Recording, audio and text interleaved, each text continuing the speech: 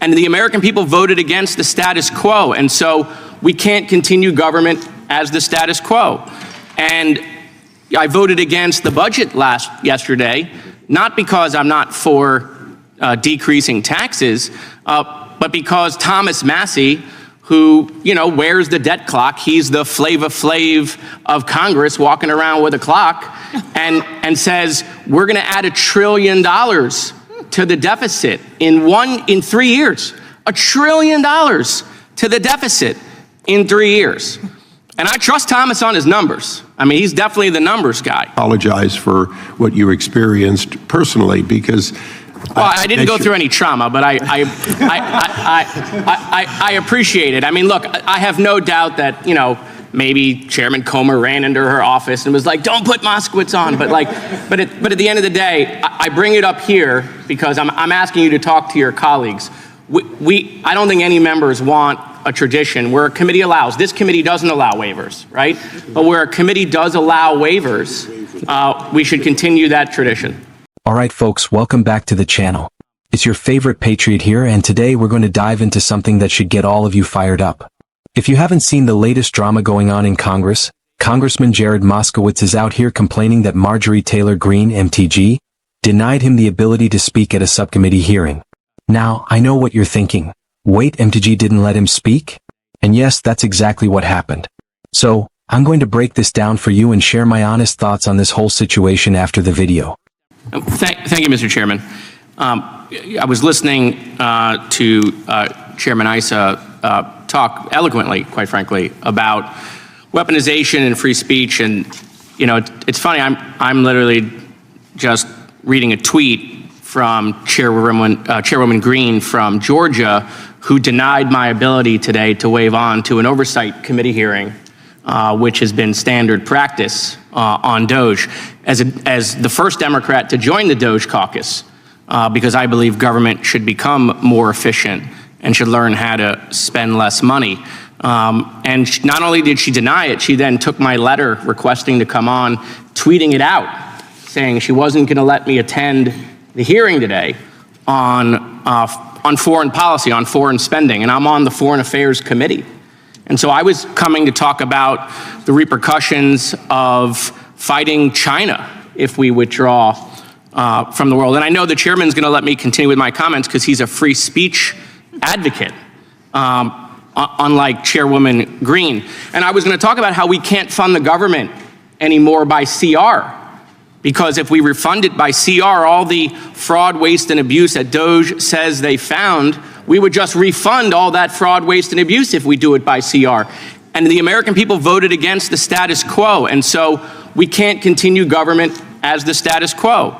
And I voted against the budget yesterday, not because I'm not for decreasing taxes, but because Thomas Massie, who, wears the debt clock, he's the Flava Flav of Congress walking around with a clock, and says, we're gonna add $1 trillion to the deficit in 3 years.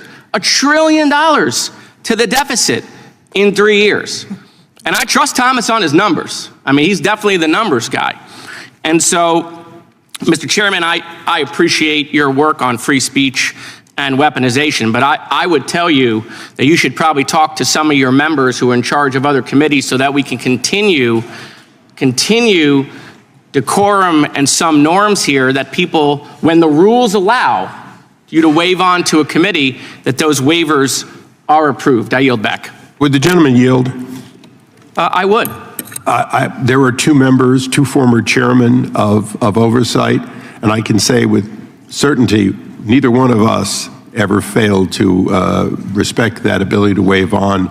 It's a tumultuous committee, but it's one that always supported that, and I apologize for what you experienced personally, because well, I didn't go through any trauma, but I appreciate it. I mean, look, I have no doubt that, maybe Chairman Comer ran into her office and was like, don't put Moskowitz on. But at the end of the day, I bring it up here because I'm asking you to talk to your colleagues.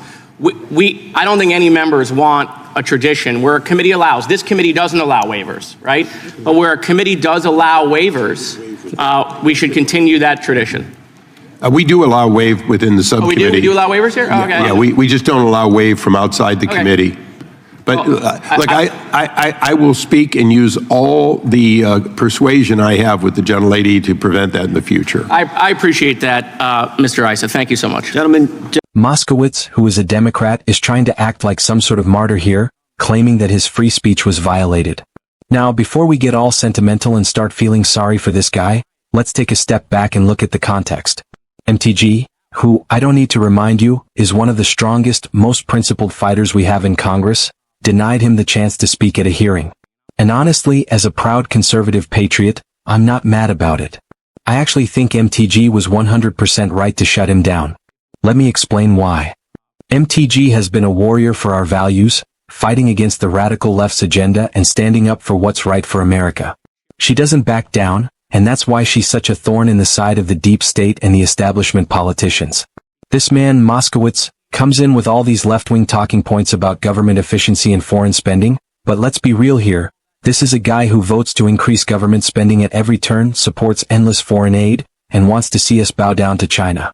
And he's going to lecture anyone about government efficiency? Give me a break.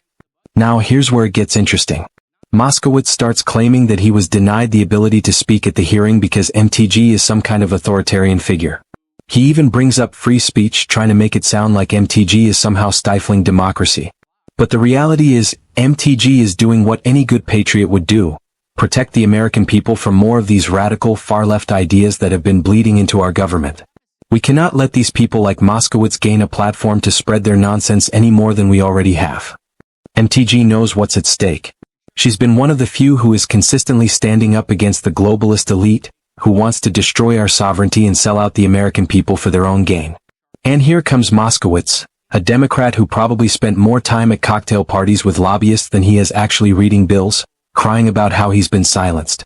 Well, here's the thing, folks. Not every voice deserves a platform, especially when that voice is pushing policies that would bankrupt our nation, weaken our military, and leave us vulnerable to enemies like China. Let's talk about what Moskowitz actually wanted to speak about. According to him, he wanted to talk about foreign policy, specifically the effects of withdrawing from the world stage and how that might affect our relationship with China.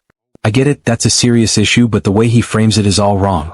The United States has been too involved in foreign conflicts for decades, throwing money at countries that hate us, and what have we gotten in return? Higher taxes, more debt, and weaker borders. I think it's time we stop acting as the world's police and start focusing on putting America first, because guess what? If we don't take care of our own house, we won't be able to help anyone else.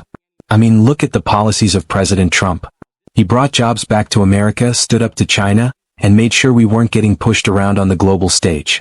That's the kind of leadership we need, not more of these career politicians like Moskowitz who are willing to sell us out for globalist causes and never-ending foreign entanglements. And let's not ignore the real reason why Moskowitz is even involved in these hearings. The guy is a Democrat, a left-wing liberal who votes with Nancy Pelosi and the rest of the squad on basically everything. He's part of the swamp that has caused so many of the problems we're facing today. Whether it's government spending, foreign policy, or domestic issues, people like him want to keep the status quo and protect their own power. That's why MTG was right to shut him down. MTG has the courage to call out the fraud, waste, and abuse in Washington, and she doesn't back down when people like Moskowitz try to derail her efforts. He can whine about being denied a spot on the committee all he wants, but it's clear that he doesn't represent the interests of the American people. He's just another voice in the chorus of the establishment elite, trying to keep the government bloated and ineffective. Well, we've had enough of that. Now, let's talk about what I think needs to happen moving forward. We need to keep fighting for real conservative leadership. We need to elect more people like MTG who have the courage to stand up and say no to the establishment, no to the corrupt politicians, and no to foreign policies that do nothing but weaken us. We need more leaders who are willing to put America first and fight against the globalist agenda that's been sold to us for decades. It's time to take a stand and make sure we're not giving any more ground to these radical left-wing politicians who want to tear down our country from the inside out. We are the patriots, and we are the ones who will defend this great nation. All right, patriots, that's all I've got for today. I want to hear your thoughts in the comments. Do you think MTG was right to deny Moskowitz the chance to speak? Or do you think this is a free speech issue? Let me know your opinion. Hit that like button if you stand with MTG, and subscribe if you haven't already.